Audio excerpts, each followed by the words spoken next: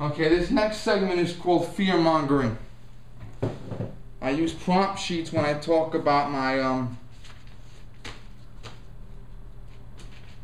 I use prompt sheets sometimes to follow my stuff along.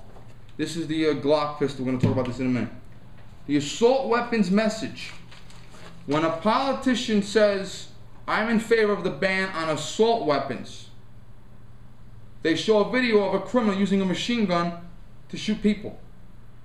And they want you to think that it's legal to buy a machine gun. I made a video about that a few minutes ago. I uploaded it. No. They mean they're against weapon accessories, collapsible butt stocks, pistol grips, stuff I talked about in the last segment. So the politician will literally say, I am in favor of an assault weapons ban. They mean they're in favor of banning this butt stock and this pistol grip. They're not banning the weapon, they're banning the grip, the accessories. And they say my opponent is against the assault weapons ban. So I am trying to protect you by making machine guns illegal to use, buy, own, sell. And my opponent wants it to be legal to own machine guns, so criminals can attack you. The message is fear. You have to make the people afraid of you. That's the message. They want non-gun owning people to understand fear. And they want non-gun owning people to think that it's legal to buy a machine gun, which it's, look at the last video, I have a whole video on that. Okay? And it's the fear mongering. Let's tell the people that machine guns are legal.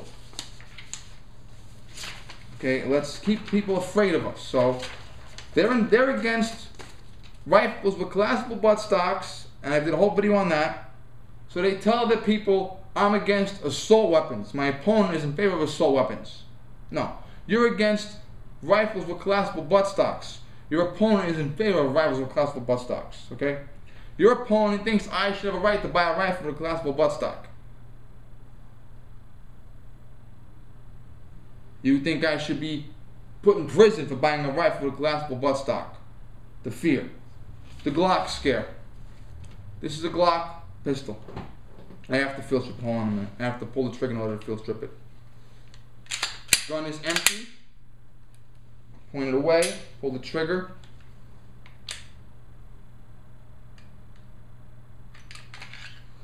Okay.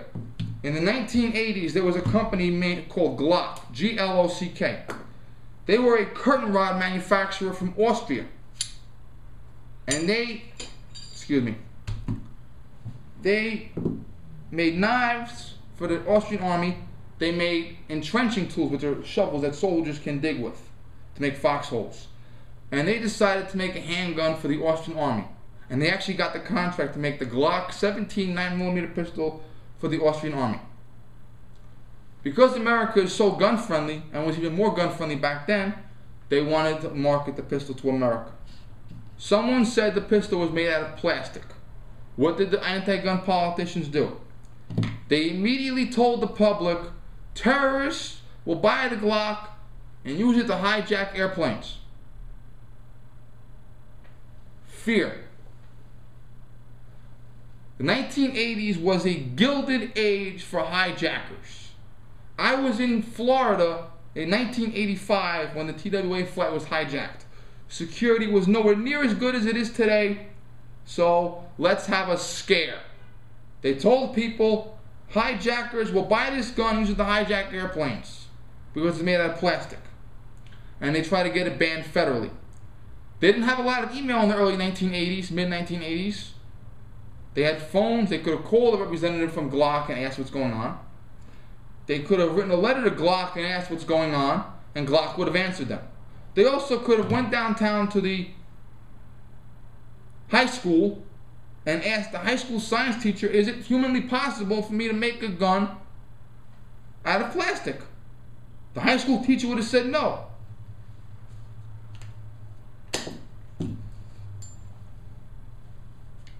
Ammo.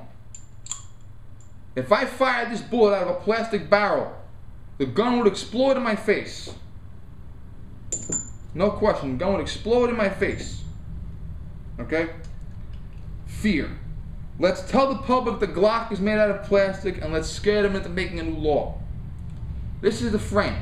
It's made out of polymer. Polymer is a plastic and metal hybrid. The serial number plate over here, metal. These metal things here are called the rails. They help me mount the slide, which we'll see in a minute. Recoil spring guide rod, made out of polymer. The recoil spring itself is metal. Magazine, metal lining around the edges. When ammo comes in and out of this gun, see that? There's a metal spring in here that allows the ammo to go up and down. Metal, M-E-T-A-L, metal. Okay? The barrel is made out of metal. The slide, this is made out of tenifer. Tenifer is a diamond. It's one step above diamond. Not diamond ring, diamond as in saw blade that cuts through concrete. If you get this gun past the metal detector, it means the guard is asleep or drunk. You are not going to get this gun past the metal detector. I challenge you to. Not going to happen at all. Not going to happen at all. So the anti-gun politicians try to scare America into thinking that the Glock was a plastic gun. It is not. Metal. See that? You hear that boom? Metal. Metal.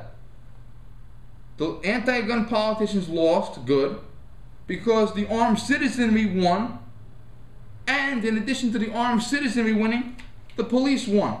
This is a .40 caliber Glock. It's used by the ATF. I think the ATF, I know the US Marshals, I know the FBI use this gun. 60 to 70% of the police officers in this country use some form of Glock, 9mm, 40, 45 ACP, in some form. In addition to that, the polymer frame. The polymer frame was copied for Smith & Wesson, Springfield Armory. Many pistol manufacturers copied the polymer frame for their guns. Now, the Glock scare happened in the 1980s. Glock was the second handgun to be manufactured in polymer.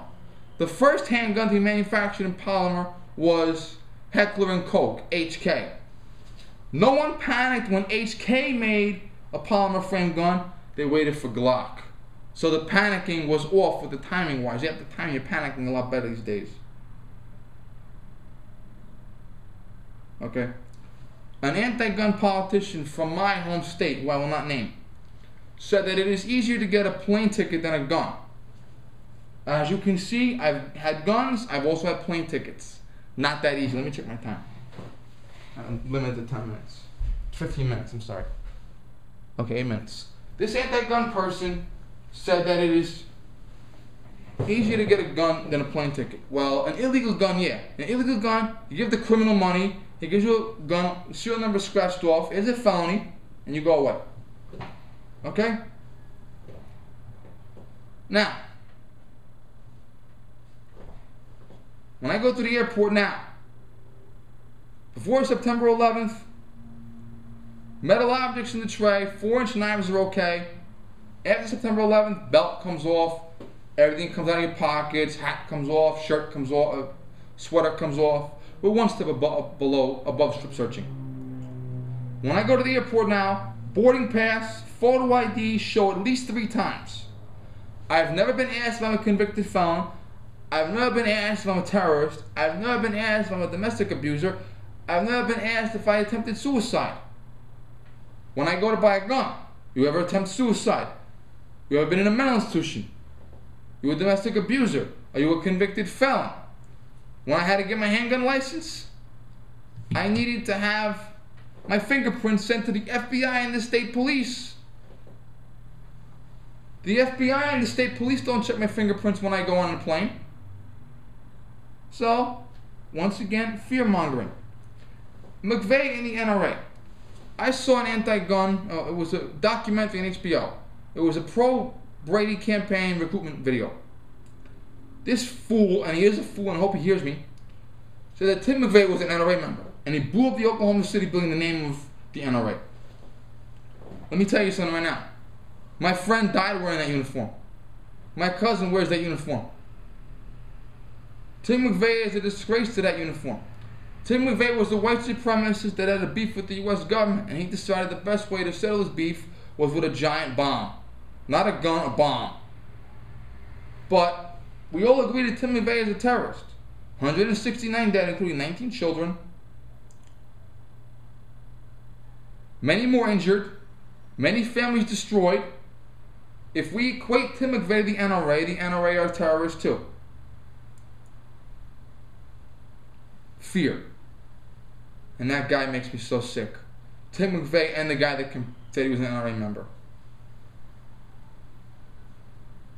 The NRA and the doctor. There was a doctor in that documentary who also made me uncomfortable.